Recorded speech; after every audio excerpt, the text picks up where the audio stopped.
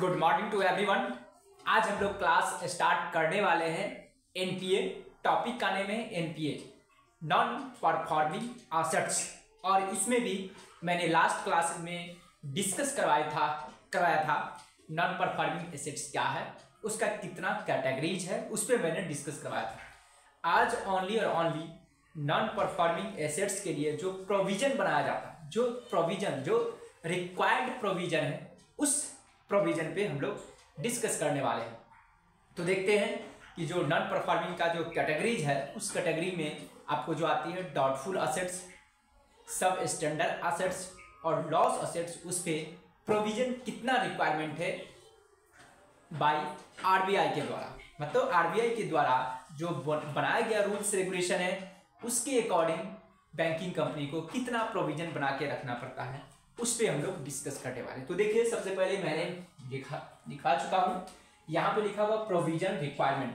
तो जैसा कि हम लोग जानते हैं कि एसेट्स को दो भागों में क्लासिफाई किया गया था, एक स्टैंडर्ड एसेट्स, दूसरा नॉन परफॉर्मिंग एसेट्स। तो पहले हम लोग डिस्कस करते हैं स्टैंडर्ड एसेट्स के लिए कितना प्रोविजन रिक्वायर्ड है, उस पे चलते हैं। तो देखिए, कहा गया है एग्रीकल्चर एंड एसएमई सेक्टर, यानी कि स्मॉल माइक्रो एंटरप्राइज के लिए क्या है 0.25% किसका ऑफ आउटस्टैंडिंग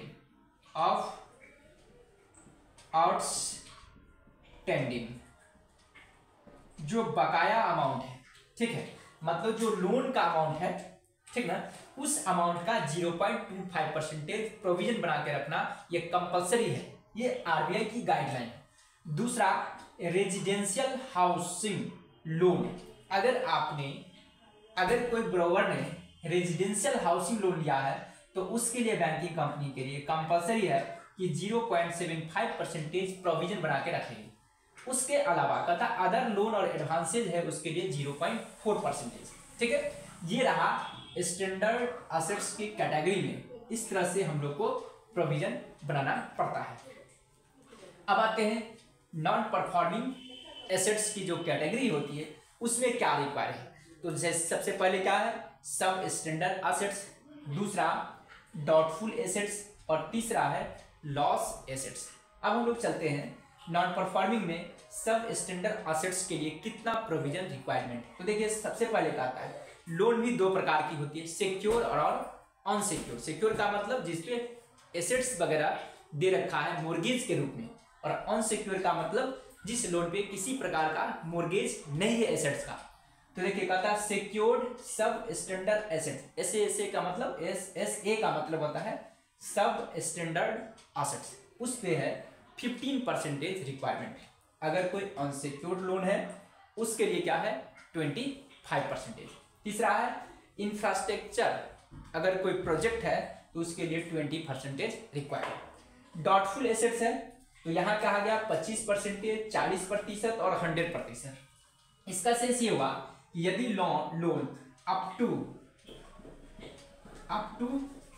12 मंथ है तो उसके लिए क्या है, उसका आउटस्टैंडिंग का 25% आपको प्रोविजन बना के रखनी है। यदि वो लोन अप टू 24 मंथ है, ठीक है, 24 मंथ, यहाँ पे क्या है 24 मंथ, उसके लिए क्या है 40%। और यहाँ पे क्या है, यानी कि अप टू इतना 20 मंथ तक के लिए है तो 40, और 36 मंथ से बियॉन्ड है, अगर 36 मंथ के लिए है तो 100% आपको क्या करके रखना है, प्रोविजन बना के रखना है। अगर कोई लॉस एसेट्स है तो उस कैटेगरी के बेसिस पे 100% रखना है। अब हम लोग को समझना क्या है कि ये प्रोविजन क्यों बनाती है बैंकिंग कंपनी। तो देखिए, प्रोविजन इसलिए बनाई जाती है ताकि बैंक में एनपीए ज्यादा शो न करे, नहीं तो क्या होगा, एसेट्स तो ज्यादा होगा बैंकिंग कंपनी के बैलेंस शीट में और पता चलेगा कि उसको नुकसान होते चला जा रहा है। तो प्रोविजन करके रखा जाता है ताकि जो भी अनएक्सपेक्टेड लॉस है उसको रिकवर किया जा सके। इसलिए मैं बताऊंगा बेसल नॉर्म्स जो आता है, बेसल 1, बेसल 2, बेसल 3, ठीक ना, उस पर भी हम डिस्कस करेंगे। जैसे आपको नाम सुने होंगे बेसल 1 कमिटी जो नॉर्म्स, बेसल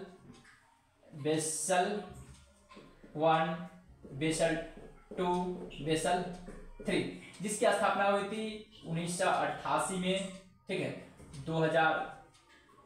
2004 में और ये हुआ था 2010 में। इसको भी चूंकि एक आता है BIS के माध्यम से चलता है, मतलब बैंकिंग फॉर इंटरनेशनल सेटलमेंट, ठीक ना।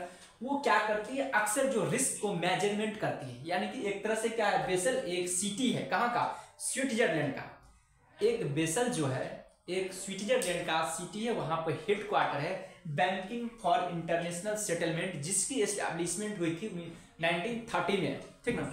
वो इंटरनेशनल लेवल का क्या करता है, जो भी फाइनेंशियल इंस्टीट्यूशन उसकी रिस्क को मेजरमेंट करती है, ठीक है। जहां पे ऑपरेशनल रिस्क होती है, मार्केटिंग रिस्क होती है, ठीक है। इन सारा रिस्क को क्या करती है, वो मेजरमेंट करके बेसल नॉर्म्स बनाती है, जिसमें आपको आती है कैपिटल एडिक्वेसी रेशियो देखा जाता है। कैपिटल एडिक्वेसी रेशियो में भी टियर 1 टियर 2 होते हैं। उन सारी चीजों पे हम लोग डिस्कस करने वाले हैं। तो पहले समझते हैं प्रोविजनल के बारे में, और ये कहीं ना कहीं इन सभी से ताल्लुक रखता है, क्योंकि नरसिंह होम कमिटी जब आया था तो उन्हीं का कहना था ये सब बनाना है हम लोग को। तो देखिए यहाँ पे क्या है, प्रोविजन बनाया जाता है, क्योंकि जैसा कि आप जानते हैं कि ग्रॉस नॉन परफॉर्मिंग एसेट्स होती है, एक नेट नॉन परफॉर्मिंग एसेट्स होती है, मतलब ग्रॉस एनपीए और नेट एनपीए। तो जब ग्रॉस एनपीए से हम ये प्रोविजन को लेस कर देते हैं तो वो कहलाती है नेट एनपीए, ठीक है। ग्रॉस एनपीए का मतलब होता है टोटल नॉन परफॉर्मिंग एसेट जो होती है, जो टोटल डिफॉल्ट और स्टैंडिंग लोन होती है, उसको बोला जाता है ग्रॉस एनपीए, जिससे प्रोविजन नहीं घटाया जाता। लेकिन हम लोग प्रोविजन को जब लेस कर देते हैं और उसके बाद जो होती है वो हम लोग को कहलाती है नेट नॉन परफॉर्मिंग एसेट्स। तो इसलिए ये प्रोविजन बनाई जाती है। ये प्रोविजन कहाँ पे काम आती है, तो नेट एनपीए निकालने में, मतलब नेट एनपीए जो होती है ये होती है आपको ग्रॉस एनपीए माइनस प्रोविजन, ठीक है। यदि हम लोग इस नेट एनपीए निकालना है तो ग्रॉस नॉन परफॉर्मिंग एसेट्स में से यदि हम लोग प्रोविजन को लेस कर देते हैं तो अपने लोग को क्या कहलाता है, नेट नॉन परफॉर्मिंग एसेट्स।